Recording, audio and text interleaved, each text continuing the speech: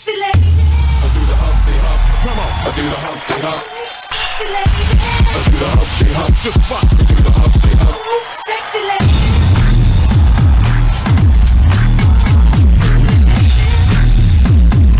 Just let me introduce myself, my name is Sexy lady. I do the Humpty Hump. Come on. I do the Humpty Hump. Sexy lady. I do the Humpty Hump. Just watch me do the Humpty Hump.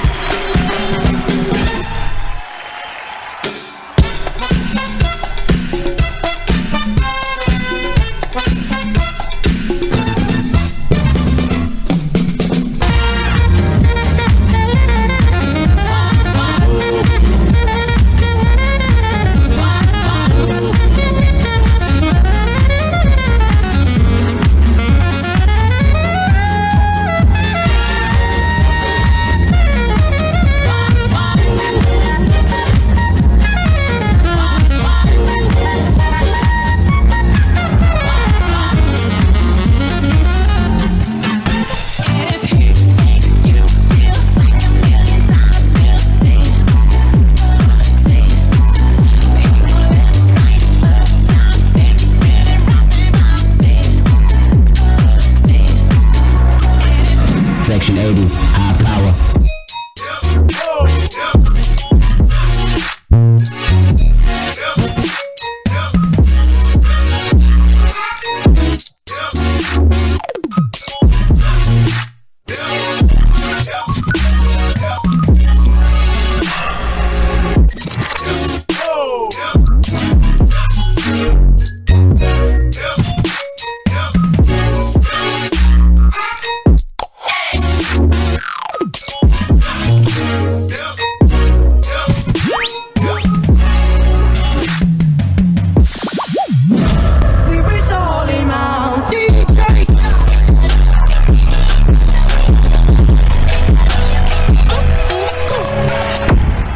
Right through the gates of hell, when that wretched soul that live a life of evil, out of control, tormented soul, go away, take them away, Father, take them away. This house until we knock it down, so turn the volume loud, cause it's spin to the ears, crank the bass up like crazy, and let yourself go, let yourself go. Say fuck it, before we kick the bucket, life's too short to not go for broke.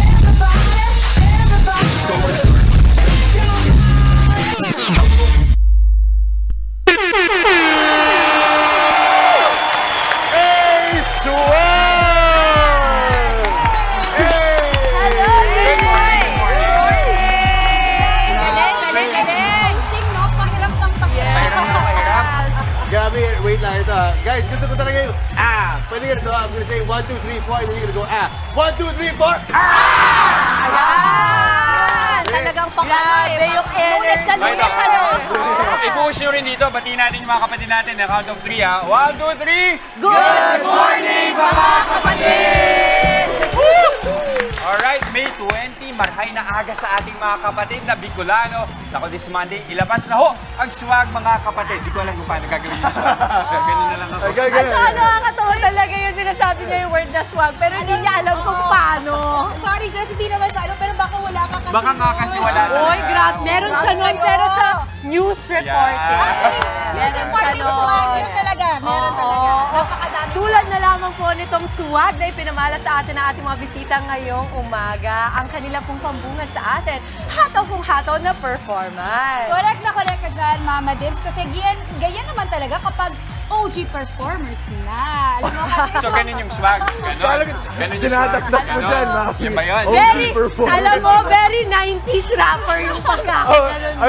OG kasi sila. Hip-hop. Pero alam niyo po, itong grupong ito 16 years na sa dance scene. Imagine 16 years. years. 16 years. Kitang-kita naman sa performance nila, Mao, no, na veterano tong mga to. At kung saan-saan na silang local at international stages pa nagpapasiklab. Talaga namang Pinoy Pride, Ruth. Pinoy Pride at very lucky tayo. Nakita natin ngayon dito sa studio at ang ating mga viewers yung talaga kanilang mga swag. Huwag na natin patagalin.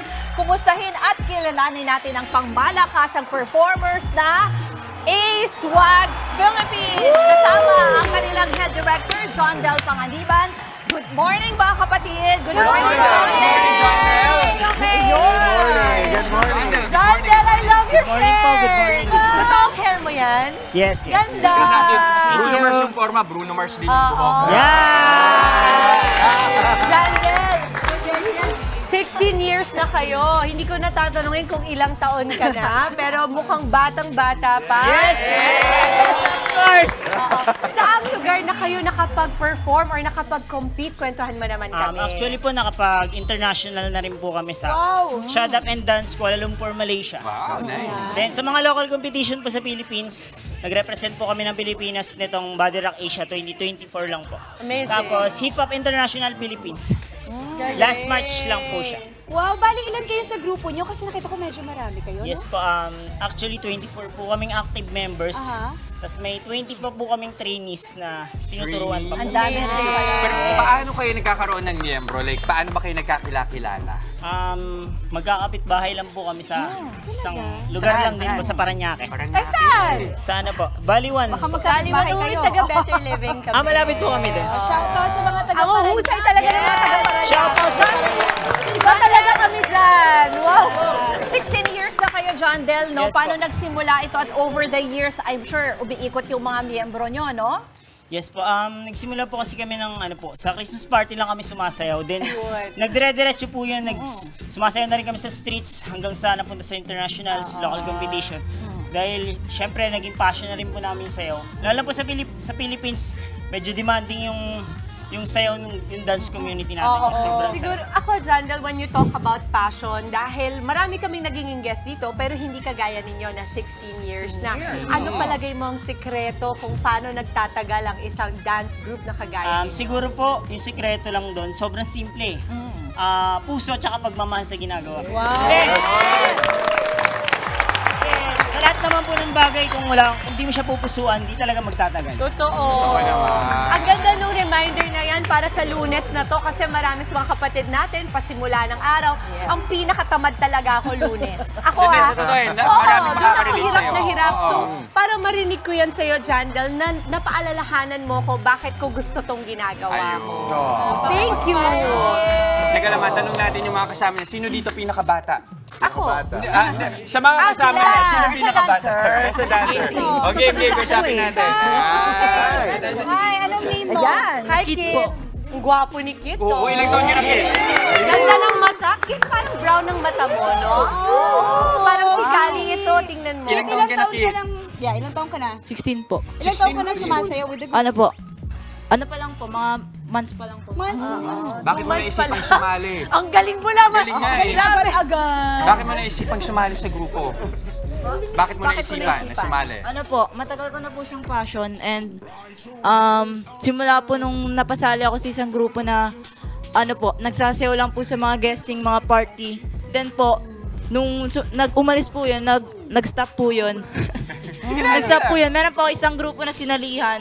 Then sila po, kakilala po ng A-Swag yung grupo na sinalihan ko. Tapos nung nawala din po yung grupo na yun, lumipat po. Inampun ka na nila. Ganda. Pero gusto ko lang malaman kay Coach, bakit hip-hop? May ibang klase naman ng sayaw. Ba't hip-hop ang napili niyo? Actually po, trend po kasi sa Philippines yung hip-hop. Dance style po.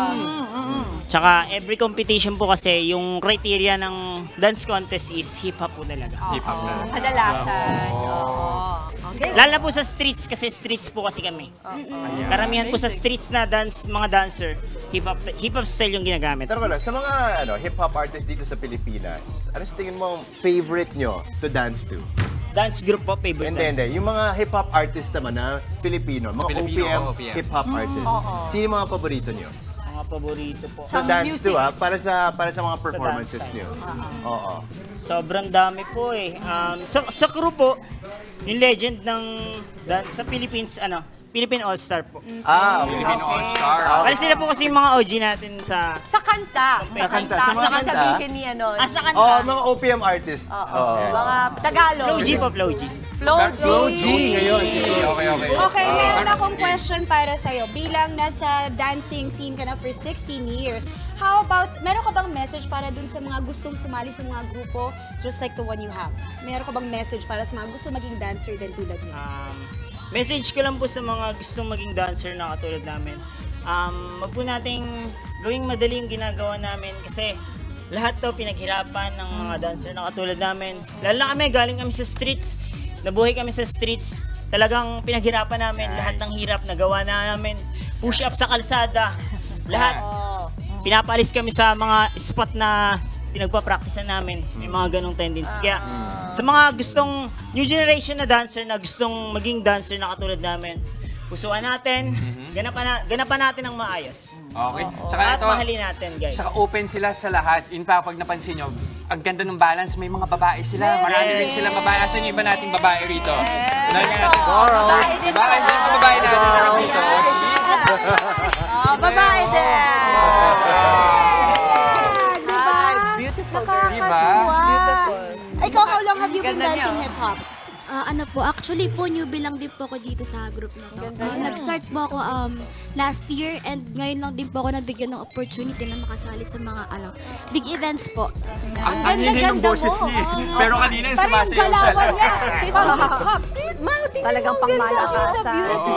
Nondan, baka may gusto kayong i-promote or baka yayain nyo yung iba na sumali sa grupo nyo? I-promote. Sino gusto Sumali sa grupo nyo? Or kung meron kayong mga pa-audition, ayan. Wow.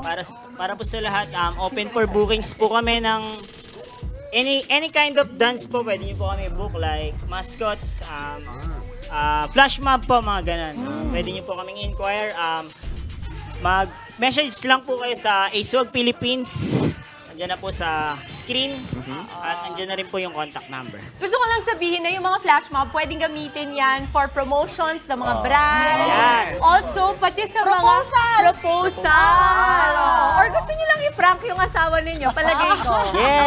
Pwede naman. Parang may parang i-prank si Papa B, Oo, pero maraming salamat, ASWAG Philippines. Thank you so much po. Sa pagpapaunlak nyo sa amin, sana bumalik-balik pa kayo. More swag and energy pa tayo, mga kapatid. Ako po si Dimples Romana.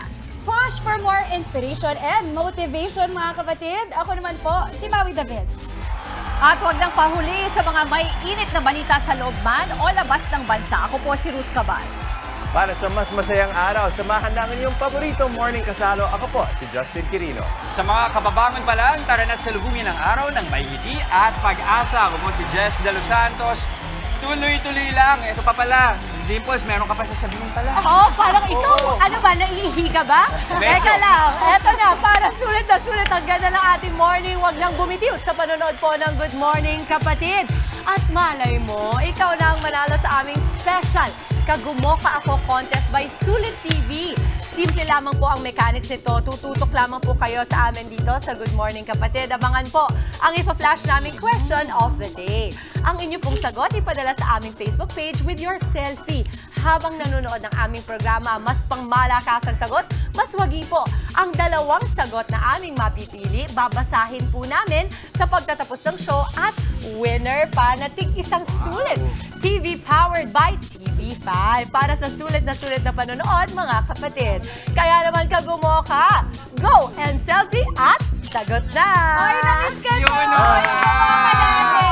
Gusto ko rin marinig yung mga sagot ng mga kapatid natin. Mamaya, abangan natin yan. Tuloy-tuloy lang ang pagtutok, mga kapatid. Magbabalik ang inyong paboritong kasalo sa umaga. Good Morning, kapatid!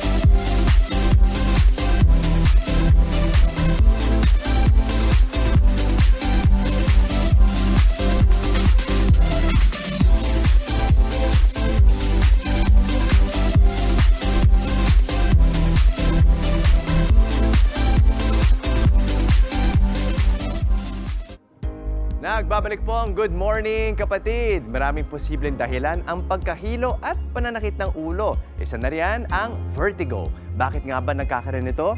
Yan ang tatalakayin ni Doc Dex Macalental sa Sabi ni Doc. Sa susunod na may magsasabi sa iyong ikaw ang nagpapaikot sa mundo niya, tandaan ang sabi ni Doc, tanungin mo muna kung seryoso sa nararamdaman nila. O baka naman, vertigo na yan. Naririto po ang mga sintomas at maaaring epekto nito.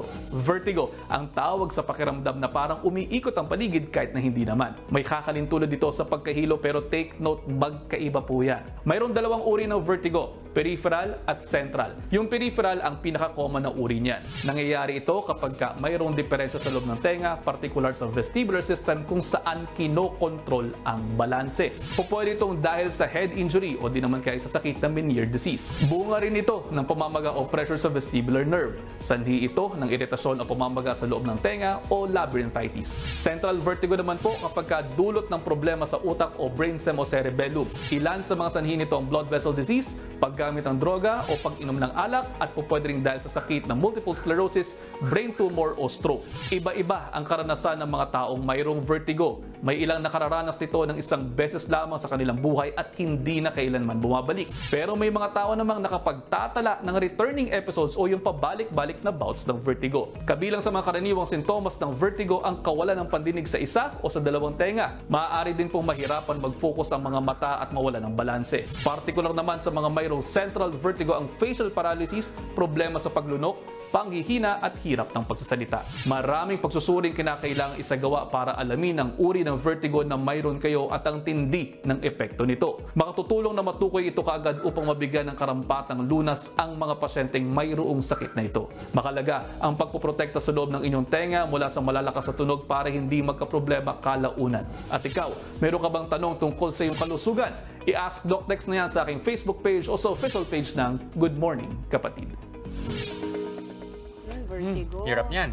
Minsan nakala mo ordinaryong ano lang pala, no? Yung parang nahihilo ka, yun pala may deeper cause nung ano. Yung meron pa sa ating may vertigo? Ako, meron ako. Ayan, so may first-hand experience ka. Yes, nangyari siya nung pandemic.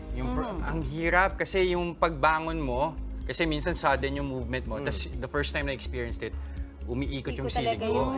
Tapos ayokong i-close yung mata ko kasi minsan mas lalo pa akong nahihilo. So parang kailangan kong tiisin na umiikot yung paningin ko habang nag-vertigo. Pero nag-start lang siya bigla? Nag-start lang siya bigla. So pina-check ko, katulad nung sinasabi kanina ni Doc Dex, so malaking bahagi doon is yung sa balance. So in between the ears. Okay. So nagkaroon ng parang medyo heavy na salt formation. Okay. Kaya na-disrupt yung balance ko. Okay. Kasi nagtuloy-tuloy na siya, from time to time nagkakaroon ako ng atake ng vertigo. So meron akong meron ng mga naka-ready na medication na pwede nyo namang bilhin sa mga butika, ano. Pero kung extended o prolonged period yung vertigo, mainam na magpa-check talaga sa doktor. Kasi yung iba sinasabi nga kanina parang pwedeng sa brain or hindi lang dun sa ears, di ba? Ears, Yung, yes. may At saka ang alam ko sa ganyan nga, pag may vertigo ka nga, wag na wag yung pipiliting tumayo. Yes. Kasi it can cause, injuries. Pwede kang mahulog pag pinilit mo. So pag ganun, mas maganda daw na palipasin mo muna, magstay ka muna sa kama, tama ba, Jess? Yes. Hanggang sa mawala, and then pwede ka nang maglakad ng Ang problema mo lang talaga dyan, kahit minsan nakahiga ka, parang kang masusuka. Even pag nawala na, yung parang umikot. Imagine nag-roller coaster ka na nag-roller coaster. Pero ngayon meron pang bouts ng vertigo? From time to time, nagkakaroon pa rin talaga siya. Ano yung nagiging trigger? Alam mo, sa totoo lang, kadalasan dyan is yung, ako personally, nangyayari siya sa akin pag hindi maayos ang tulog ko. Okay.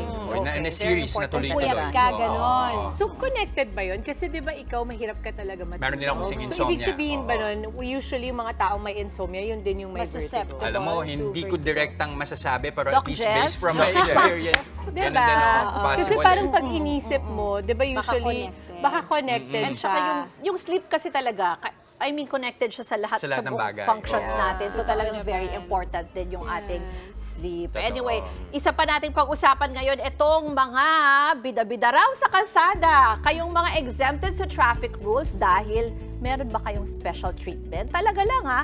At ang mas malala pa, naninindak pa kayo sa mga naninitang traffic enforcer. Ano kaya ang masasabi ng batas sa inyo ng mga feeling entitled? Yan ang isyong tatalakayin ni Attorney Buko sa Legal Bato. Boss, bawal po gumamit ng sirena o blinker.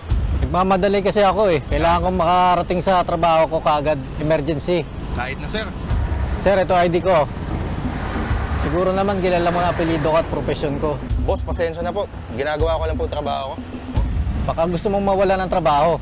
Attorney, pinagbantaan ako ng isang driver dahil sa special treatment na gusto niya. O pwede niya ba akong ipatanggal sa trabaho? Legal ba to? Hindi po yan legal. Hindi ka pwedeng tanggalin sa trabaho dahil lamang sa pagsita mo sa kanyang paglabag sa batas. Ginagawa mo lamang ang iyong tungkulin. Kung siya ay opisyal o kawani ng gobyerno, pwede mo siyang kasuhan sa ombudsman o sa kanyang head of agency o sa Civil Service Commission sa mga kasong gross misconduct o abuse of authority dahil sa ginagamit niya ang kanyang posisyon para lumabag sa batas. Maaari din siyang masuspinde o matanggal sa pwesto sa gobyerno. Kung siya naman ay pribadong tao lang pero nagpapanggap na kawani o opisyal ng gobyerno, pwede rin siyang makasuhan ng usurpation of authority na may parusang pagkakulong ng 2 taon hanggang 10 taon ayon sa hatol ng hukuman. Attorney, nagbayad ako sa enforcer nung mahuli niya ako. Akala ko ligtas na ako. Pero nagulat na lang ako nang may dumating na violation letter sa bahay namin. Pwede ko bang ireklamo yung enforcer dahil tinanggap niya yung lagay ko tapos may violation pa rin pala ako? Hindi po legal ang magbigay ng lagay sa pulis o traffic enforcer. Kaya hindi pwedeng gamiting depensa ang usapang kaakibat ng binigay mong lagay. Hindi rin pwedeng kasuhan ang traffic enforcer dahil hindi siya tumupad sa usapan ninyong kapalit ng lagay na iyong ibinigay. Bribery o corruption of public officials ang tawag sa kaso ng pagbibigay ng lagay sa sinumang opisyal ng gobyerno kapalit ng pabor na hindi niya gagawin ang kanyang tungkulin o bibigyan kanya ng special treatment o iba pang kapaburan.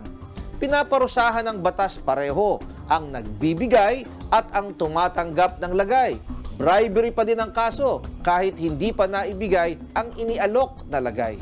Ito ay may parusa na pagkakulong ng 12 years hanggang 20 years ayon sa hatol ng hukuman. Kung kayo po ay may nais ikonsulta sa inyong lingkod, i-follow lang ang Facebook page ng Good Morning Kapatid. Mangyaring i-private message po ninyo sa akin ang inyong mga katanungan. Maraming salamat. Very timely yung yung topic kasi 'di ba recently talagang tinututukan ng media yung mga sa bus lane. Yes, Tapos kung busway. sino-sino kung sino-sino na yung parang nasita na may mga supposed to be nagda-name drop na mga pangalan ng general, 'di ba? Nagiging Mga balita kasi ganon. talaga lalo Oo. kapag sikat na personalidad. Totoo. Na parang hindi naman sila privileged and especially for yung EDSA busway, 'di ba? May certain vehicles lang na pwede talagang dumaan doon, 'di ba? The president, the vice president, yung may mga emergencies talaga. Even nga ambulansya kailangan may sakay na pasyente. Para may mga nahuhuli na walang sakay na pasyente yan. So imagine, 'di ba, even with all the warnings, 'di ba, at saka sa pagbabalita, 'di ba, na ginagawa natin araw-araw, pero yung iba talaga medyo pasaway. Tinutuloy pa rin nilang gamitin yung EDSA busway, 'di ba? Even if you're not. Parang paalala lang talaga kasi na parang pantay-pantay naman tayo pagdating sa Yes. pagsunod sa mga, traffic from rules No na one should be as above simple the as law. yung sa traffic or sa kalsada to yung mga mas talaga mas matataas pa na Totoo. or mas malalim pa na batas na dapat Alam niyo, sundin. Bagamat kasi na naiintindihan natin na marami sa mga motoristang Pinoy, buryong-buryo na rin talaga sa tindi ng traffic kung minsan at gusto nang malusutan sa paanong paraan man pwede. Pero tandaan natin, meron pa rin talagang mga batasan. Panuntunan na kailangan nating sundin. Oo, and to follow with that, kasi yung bribery nga din. Ayun, oo. Bakit ugali natin Yung mga binanggit, Pinoy ni magbigay attorney. ng bribe, which is syempre mali, di ba? Totoo. Actually, sa US, ginawa rin niya ng mami ko. Nag-bribe siya. Sabi ko, Hello, tita. Nilaglag si Sabi ko, Nilaglag yung nanay. yung mami ko. Pero syempre, edi na-fine siya lalo kasi Tama. you're not allowed to do that. So sabi ko, deserve. Deserve na na-fine siya. Pero yeah, hindi po natin kailangan mag-bribe. Let's just be law-abiding citizens. Diba? We should be good citizens. Pati rin naman sa mga enforcer, wag rin tumanggap ng lagay. Kasi mas yun, parang person of authority ka, mas Yes. malaking expectation sa'yo eh. Tama. Di ba yun yung binanggit din ni attorney kanina? Correct, Joss. Ha? Ikaw, anong say mo sa mga ganitong parang feeling entitled, sabi ni Madam Ruth? Nagets ko rin yung point ni Jess na complicated talaga yung traffic system natin sa Pilipinas, di ba?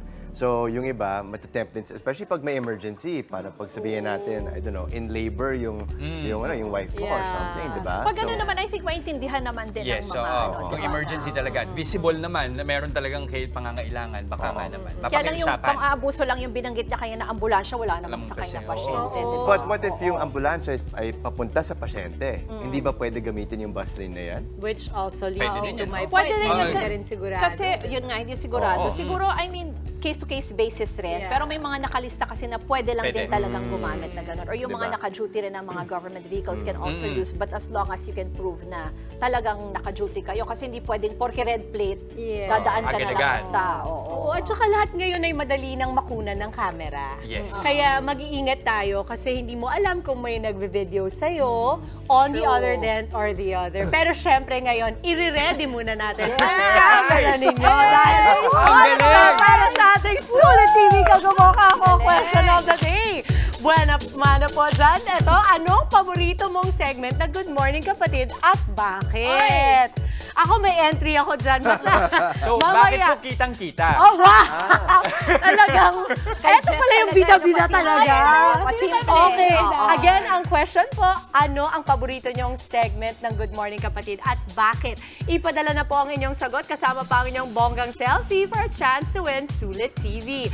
Babasahin pa namin yan mamaya bago matapos ang show. Yay! Super exciting at ito, paliliparin pa natin ang saya ngayong umaga. Dahil mamaya, ibibida namin ang mga talented parrot ng Majestic Wings Free Flight Parrot Philippines. Makikulitan tayo sa amazing pets na mga yan, live! Live na live! At ito, kitang-kita, tampok ang isang summer destination sa Caloocan City na ibibida ni Jess mamaya. Sa Working Mom naman po, susubukan pa nating ilabas ang creativity ng inyong mga chikiting sa another bonding idea sa paglalaro ng fuzzy wires at Play-Doh art. I love it! Kaya wag po kayong aalis, magbabalik pa ang inyong fave morning kasalo, ang Good Morning Kapatid!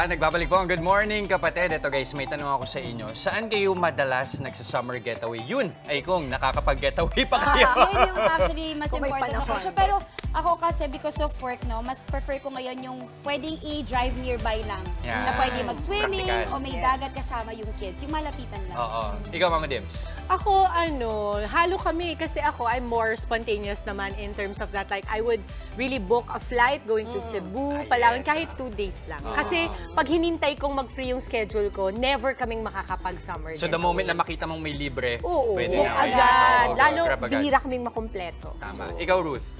Ako kung ano lang din yung malapit, parang si Maui. Kasi especially may work tayo eh. Pero parang pag makakuha tayo ng buwelong leave, yon out of the country o na medyo malamig-lamig. Diba?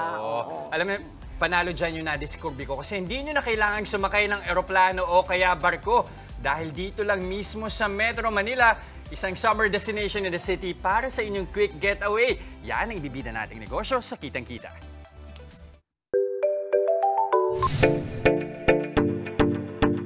Huling hirit sa tag-init. Sagot ko na yan. Welcome to 99 Cabin Resort. Para sa mga kapatid natin sa Maynila, naghahanap ba kayo ng bakasyon na para kayo nasa Bali? Naku, hindi nyo na kailangan gumastos ng malaki at bumiyahe ng malayo dahil merong mga resort dito mismo sa Maynila na ibibigay sa inyo yan. Kagaya na lang nitong 99 Cabin Resort.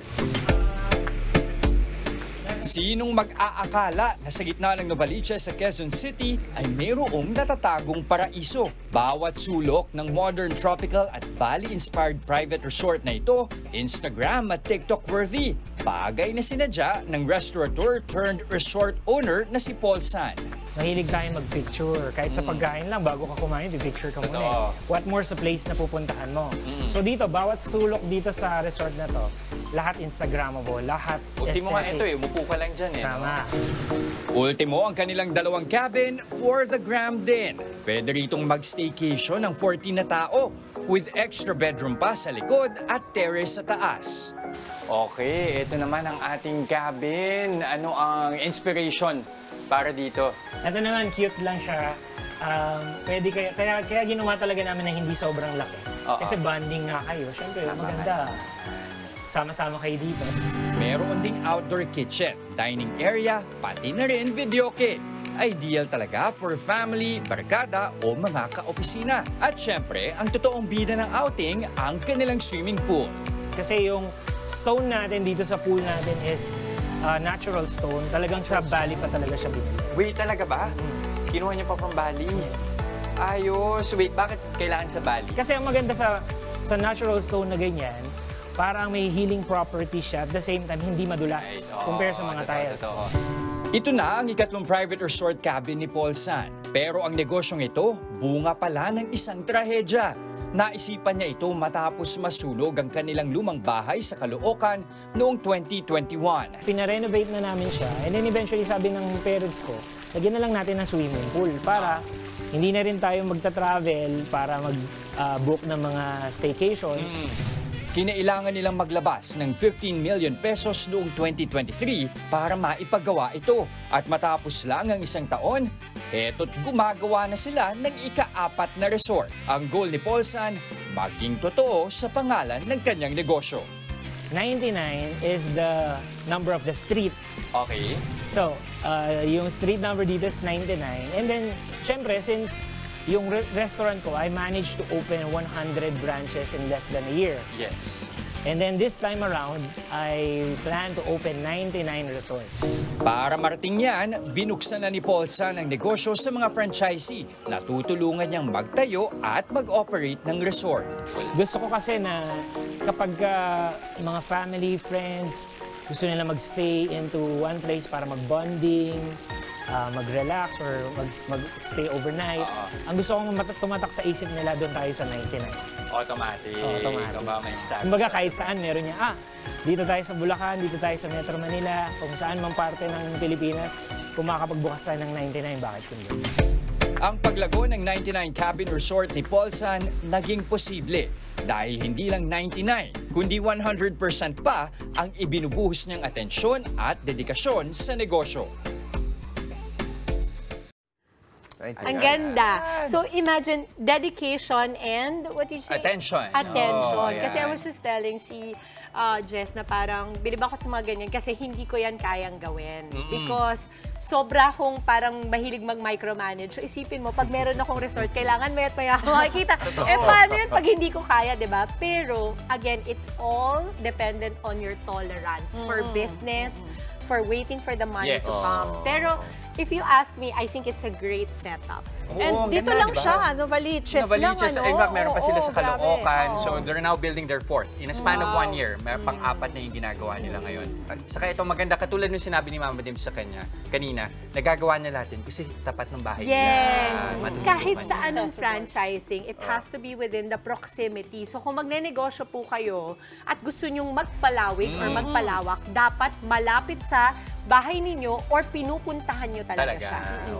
Kasi mahirap dahil tao ito, serbisyo, hospitality, and at the same time, yung traffic. Yes. Talaga. Pero alam mo na bigla ako kasi nung una tinanong ko siya, sabi ko, bakit? Parang ako kasi pag magbubook ako ng Airbnb, parang mas gusto ko sa probinsya. Yung alam mo yun, parang bakit ako magbubook sa Manila?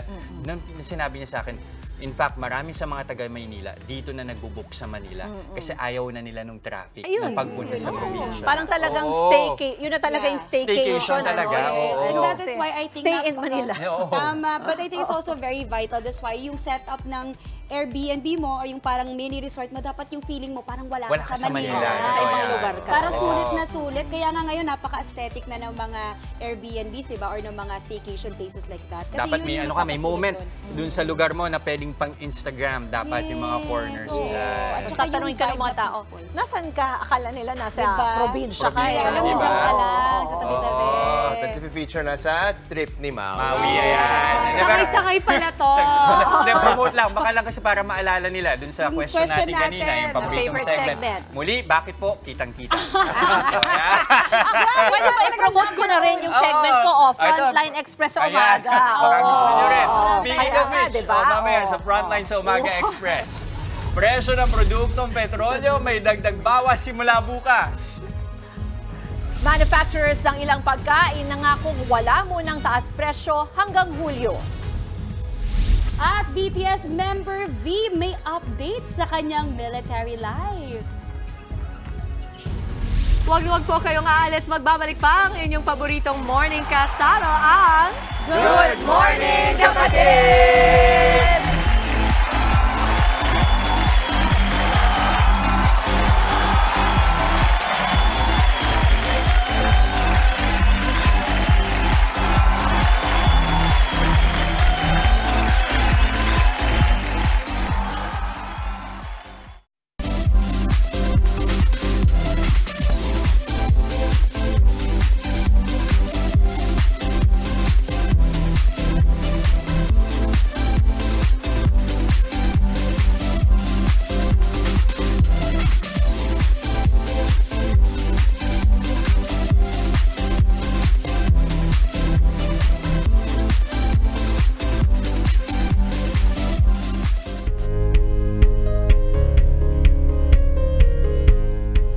Nagbabalik po ang Good Morning Kapatid. Iba ang happiness na naidudulot ng art sa ating mga kids. Isa nga po sa mga patok, sa mga chikiting ang ibibida natin ngayon, ang Play-Doh at Fuzzy Wire Art. Kasama po natin ngayon sina Mommy Paula Rioveros and Mommy Ellen Bioncho ng The Happy Blue House PH. Good morning! Good morning, kapatid. Can I tell you na dahil ako, si Kali kasi mahilig sa art, sobrang favorite ko yung fuzzy wires kasi ang dami-daming mga pwedeng gawin sa fuzzy wires. Pero dito daw muna tayo sa Play-Doh. Tell me more about the business. Yung business, Miss Dims, nag-start siya ng preschool activity ng daughter ko. So, lahat yan, ng ingredients namin is food grade. Food grade. Okay, so kahit tama naman ako, di ba? Hindi naman ina-encourage si subo, pero kung masubo man, hindi siya delikado. Hindi delikado. At napaka-importante nun. Okay, so anong gagamitin natin? Ito This ba? one po is our Play-Doh mix. Para siyang pancake mix. Just add water, tapos pwede mo na siya maging Play-Doh. It's non-toxic, magic color changing. Okay. So, ito yung mga laman niya. Tapos, okay, ito yon Tutti Frutti. Ito. Yes po. Tapos, ito, para siyang pancake mix nga. Okay, so I'll open it. Okay. Buksan ko na. Apo. Tapos lalagay lang ako ng water. Apo. Okay po. Okay, so, pag nagbabonding kayo, what do you think is the benefit para sa mga bata at sa mga parents na rin when they do Play-Doh? Sa Play-Doh kasi it's, you do yung creative side ng bata and at kahit sa adults, parang nakawala rin siya ng stress kasi pag nag-shape ka, tapos i-squish mo yung Play-Doh. Yes. So, ilang taon ang pwedeng maglaro nito? I advise 3 and above. Kasi yung mga 2 years old, baka makain nila. Sobrang talagang parang kainin nila. kakain pa sila. Okay, sige. So, anong ilalagay natin next? And water lang. Water, tapos imimix ka agad, hindi pa? Mimix lang. Okay. Lahat na? Yes po. Yan. Wow, okay. So, color changing siya. If you can see now, eto siya, parang naging pink siya kahit puti yung flour. Flour, diba?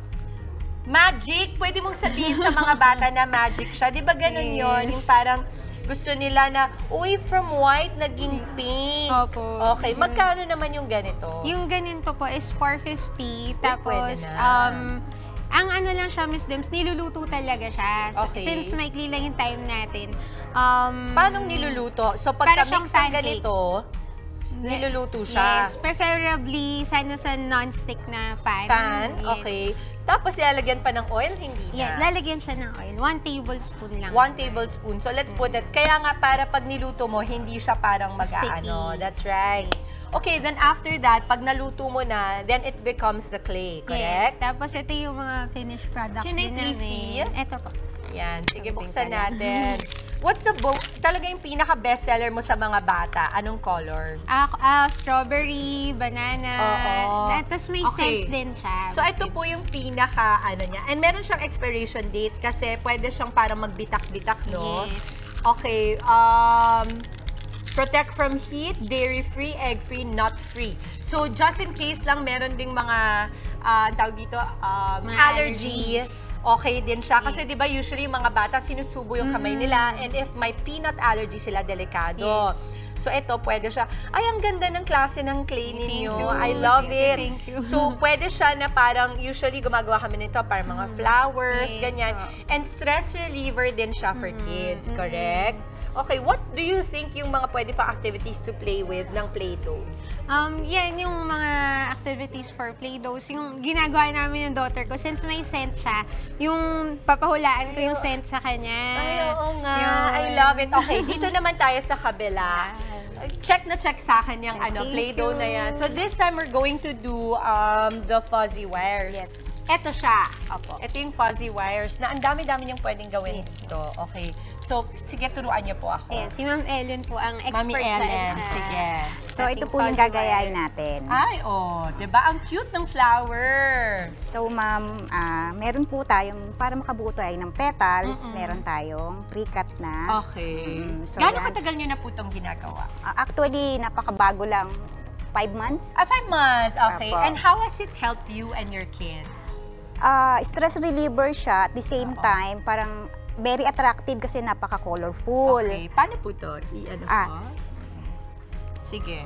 So, I'll just show you na merong mga bouquet dito na pwedeng someone wants to remind you how amazing you are. These are bouquets made with fuzzy wires. At ang maganda dito, hindi siya nalalanta. So, pwede. You can also make these really nice headbands. So, pag may mga girls kayo, cute yan siya. And also keychains. Mami, habang nandyan ka dito, kapakita ko sa kanila to, And clips as well. So, these are really pretty clips that you can make, no? Pati yung sa ilalim niya. I love how... Mama, pagka ganito, magkano yung mga ganyan? For the clips, ma'am, it's 100 pesos po. Wow! Ayan, oo. Diba? Dinaig ko pa yung dinaig ko pa sino bang mga bata na ngayon? Okay. Ayan. Diba? Kulang na lang kumanta ako ng Shadam-Gadam. Okay. Paano po to, ma'am? Okay, ganito tayo. So, kuha tayo ng 2 stick. Okay. And then, fold natin sa gitna. Fold sa gitna? Apo. 2? Yes. Okay. Okay. And then insert natin siya. Insert. Okay. Twist natin. Apo. Twist? Twist. Okay. Just once. Okay. And then, yan. Okay. Ay, ang saya. Tingnan mo, nabibusy tayo. So, kung kayo, marami kayong iniisip sa buhay, maganda to kasi parang marerelax kayo. Ay, ang dali lang, sumusunod na siya. yan. So, yan po. Okay, and then, meron na tayong 2 leaves dito, mama. Okay, and then? So, ilalagay natin yung petals. Okay. So, glue gun ito, I'm assuming you cannot do this with smaller kids, no? Kasi dapat may assistance po ng parents and guidance. Okay. So, palagay niyo po ba ito ay cost efficient? Kumbaga, afford naman natin, hindi naman siya super mahal. Opo, kasi nakikita naman siya sa online shop, tsaka sa bookstore, so napaka-dali niyang hanapin. So, I love lagay it. lang natin sa gilid. Dito? Para makabuo ng isang petals. Okay. Ay, ang saya. At saka ang saya kasi iba-ibang kulay siya. Yes, opo. Very attractive. Pwede kayong magtanong sa mga anak niyo, okay, what color are we putting today? Mga ganyan, di ba? Parang hindi dumidikit sa akin masyado. Ayan naman. Okay. So, I think akong pinaka-takeaway ko dito is that when you're doing things with your hands, lalo na iba-ibang mga crafting materials, you really get to create. Di ba yung mga bata natututo sila through creation? Yes. Ano pa yung mga pwede nating gawin?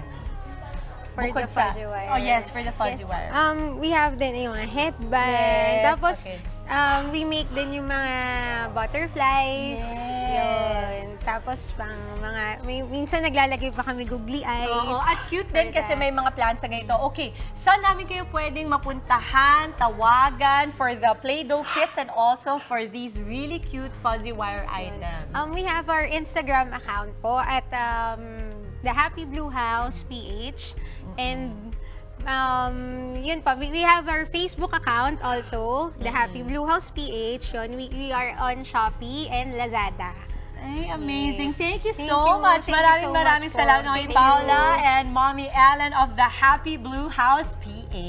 Thank you. Okay, buhos na naman po ang ating saya sa ating Good Morning Kapatid Facebook page. Heto po ang ilan sa mga pinadala sa ating selfie ng ating mga kapatid. Ay, nako. Oh, so hindi pa tayo ready sa mga selfie. Gusto mo tayo na lang mag-selfie? Halika na. Okay na pala. Nandyan na. Can we take a look? Oh, it's a prank! Mamaya natin sisilipin niya kasi marami pa pong nagpapadalang ating mga kapatid. Pero eto, sa aming pong pagbabalik, makikibonding tayo sa mga makukulit, makukulay at extra talented birds ng Majestic Wings Free Flight Parrot Philippines. Papasiklaban nila tayo ng kanilang galing maya-maya, live na live! Tuloy-tuloy lang po ang happiness ngayong umaga dito pa rin sa inyong Happy Morning Kasalo at Good Morning Kapatid!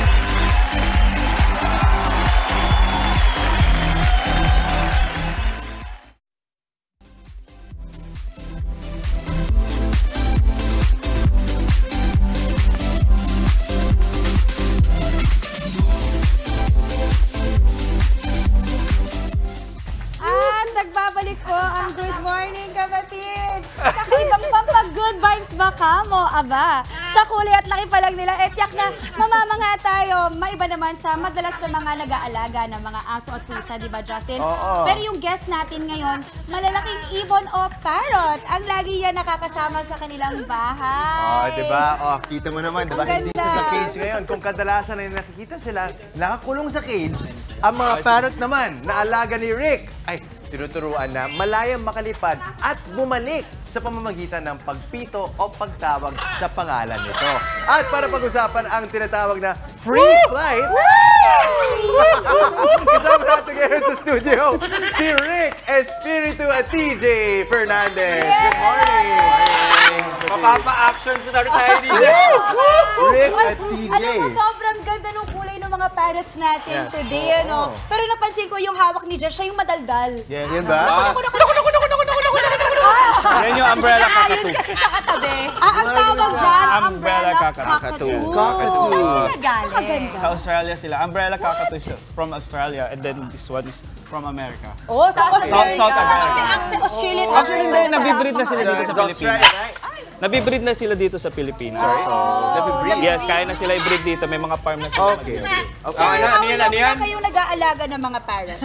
So sa pag-aalaga, since bata pa lang ako, talaga nahilig ko ng mag-aalaga ng parrot. Oo. And then yung tinayo kong grupo, yung Majestic Wings, is 9 years na sila sa Saturday. 9 years na? Wow! Magsa-celebrate kami ng 9th anniversary. Wow! So kami ang kami ang unang pre-flight dito sa Pilipinas. So, ano ba sabihin nun? Pre-flight, yung kung makikita nyo doon sa mga videos ko, ito yung binibigyan natin sila ng laya paglipad sa sa outdoor kasi usually yung kinalakihan natin na pag-aalaga ng parrot is nasa kulungan na siya. So titingnan lang natin, susubuan lang natin. Ito, may interaction, nakita nyo? Alam ko, yung interaction yung artista na talagang mahilig sa birds, si Kuya Aga. Yes, si Aga Mulak. Diba? Ever since talaga tayo. Yes, she's sa Batangas. 20 years ago. Sa Alabang, meron siya Yes, din. Parang small. Ano yung mga pinagkaiba ng kanilang mga breed? Itong tatlo nung So sa cockatoo, kung mapapansin yung kay TJ, maiksi yung buhok, buntot nila. So sila, ang cockatoo is more on talking. Talking kaya. Kaya Bagay sa'yo yan, Jess. Bagay sa'yo pag wala ka kausap. Pero nag-ano rin sila, Kaya rin nila re-record. malumipad mag-record. Pero sir, ito, napansin ko, gumagano siya, nagsisway siya. Sumasayaw siya, So, dancer siya. papansin, masaya sila sa ganitong environment. So, pag sila Sanay kasi sila pasikat. Pag naniligaw sila, nung pagkakay, gumaganyan din sila. Kaya nasa tapat ni Maui. Wow. Alam mo dapat, pag naniligaw pala kayo, just gumagano kayo. Yun pala naniligaw. Do you teach, lalo na yung nagsasalita, do you teach sabi mo, ayoko din. Ang hobby namin kasi more on pre-flight. So, ano sila yung pinapalipad namin sila sa outdoor. So, ang focus lang kami sa pagte-train sa kanila na pag lumipad sila sa outdoor is babalik. So, sa mga kakatu naman, isa talking. Yung so, pagsasalita. Hindi ba delikado yan pag may kakatu ka sa bahay? Kasi pag mayroon nagkilislisan, tapos dumating yung topic nyo, baka marinig ka. Yung pagsasalita nila, mimic lang eh. Kung ano lang yung... Ito siya, ano yung pinakakaya niyang imimik? Hello lang, tsaka yung tatawanan Sige kanya. nga, kaya ba? Kaya ba? Say hello. Say hello. Say hello. Hello? Baka mamay pakain ako eh. Say hello. Ang galing na at saka parang feeling ko, isipin mo yung, siguro ako, kasi matatakotin ako, feeling ko pag sa gabi, bigla magkalitayan, matititili ako sa takot, kasi makakalimutan ko, di ba? Hindi, pero ako talaga, na-amaze ako lalo sa mga birds, kasi we've been to South America, and I've seen them talaga na, ano lang sila, talagang lumilipad sila everywhere. And alam mo, for some reason, ang habitat ba, ay nagdedepende sa kung saan silang country nakatira. Kasi di ba sa South America, ang kulay-kulay nila talaga doon. Lalo na itong mga kakatu sa Australia, doon sila mas more on nakakawala lang. So, yan kumbaga yung mga wild natin dito, sila yung wild sa Australia. Dito ka banda po, Mesto, kasi swerte daw yan. Sakto ko nga eh. Sir, yung parang ba natin, may mga tricks na ginagawa? Actually, yung tricks natin yun nga eh. Yun na yung recall na lang. Yung pagbalik na yun, pag tinatawag mo sila. Jay, ano yun? Pag tinawag niyo sa pangalan, yung pagkain. Crook. Sige nga, sample na natin. Sige, sample natin. Okay. Yan yung basic na ginagawa ng mga parrot natin. Rookie. Tapos, dapat pa. So, every time may gagawin silang maayos, yan, titreat mo sila ng pagkain. Almonds? Almonds. Napakamahal. Oo, hindi biro ah. Peanuts. At ang healthy. Pero gaano katagal sila tinetrain? Usually, pag ano kasi, from hand feed or from baby, 3 months. And then mag-start na sila mag-start na sila lumipad. Doon na ipapasok yung recall. Siguro mga 6 months ang training. Ilang taon na sila? Ito bata pa. Ang lifespan nila is 80 to 100s. Ito 60. 60 ang lifespan nila. 80 to 100 years. So, ipapamana mo rin. Human years ba yan? Or human years. Sir, kanina nabanggit nyo yung tinatawag natin free flight. Pwede pa tayo magpasample ng isang palipad sa tingnan natin ha. Sige, try natin.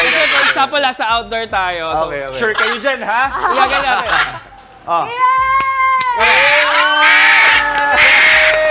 Parang boomerang lang eh. Parang boomerang. Pero pag sa outdoor, ano ibig sabihin yan? Ba't nakataas yung kanya syempre, medyo na ano siya. Gusto niya lumipad. Gusto niya rin lumipad. Okay, good. Siya na yung selosa. Gusto niyang lumipad. Oo, selosa siya. So sa outdoor, once na binato namin sila, actually one time, may hawak akong isang parrot din, isang ibon. Tinukaan niya ako sa mukha kasi nagsiselos siya. Iba ka? Nagsiselos sila. Yes. So, ibig sabihin pala, I was just about to ask kasi, ang mga parrots ba, o yung mga birds, may kanya-kanyang ugali din or personality? Yan, ganyan. Ang kakatu, sobra sila seloso. Siya daw, pwede ba niya? Hindi, ito lang. Hindi niya kaya. Hindi, kaya niya, kaya lang ito. Malayo kasi siya. Okay. Magsama sa outdoor.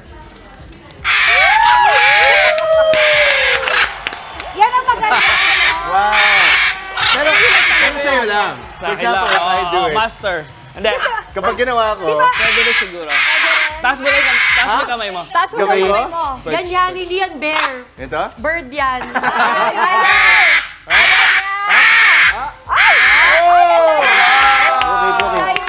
Cyrus!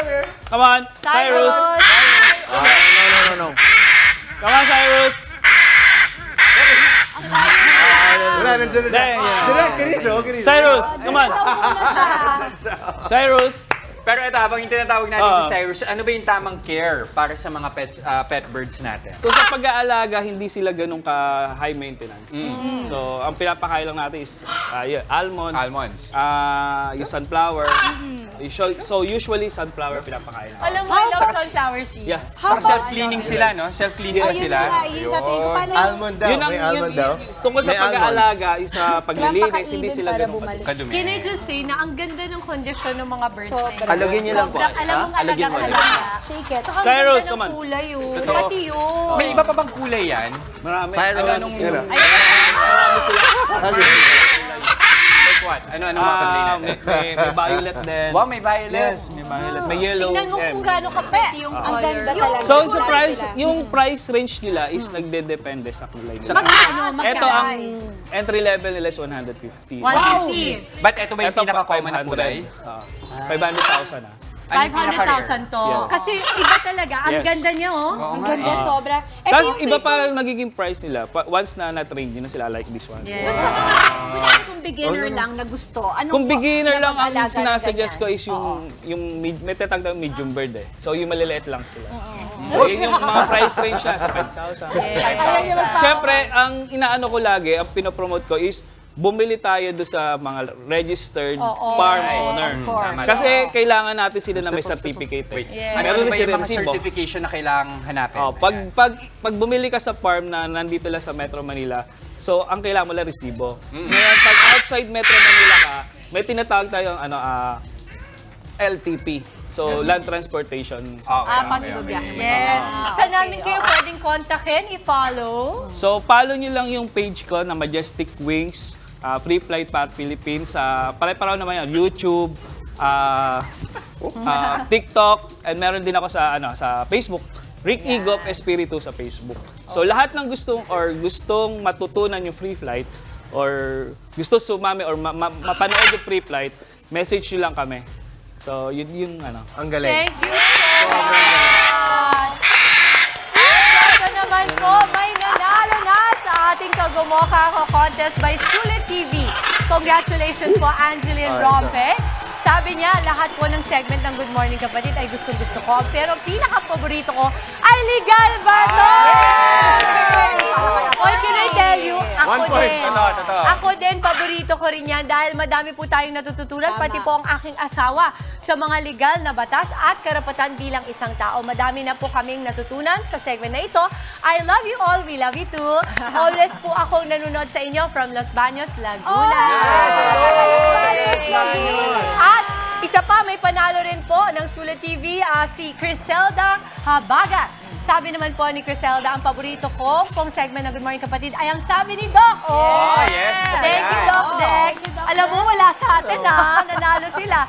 Ang dami ko pong natutunan sa segment na to at na-apply ko po ito sa pang-araw-araw, lalo na yung mga healthy tips para maiwasan ang alinmang karamdaman na napapanahon. Hintayin lamang po ang mensahe ng aming staff para ma-claim po ang inyong load at ang inyong Sulit TV. No load pala. Sulit TV. Mas sulit naman talaga yung Sulit TV. Oy, ako din gusto ko rin yung Sulit TV. Maganda yan. And that is it para sa ating Fly High Monday. Isang makabalang umaga ang nahitin po namin sa inyong mga tahanan. Kita-kits pa rin po tayo bukas, mga kapatid. I-enjoy lang ang araw at mag-spread ng good vibes palagi. Keep smiling lang. Yan ang paalala ng inyong paboritong kasalo sa umaga. Good morning, kapatid!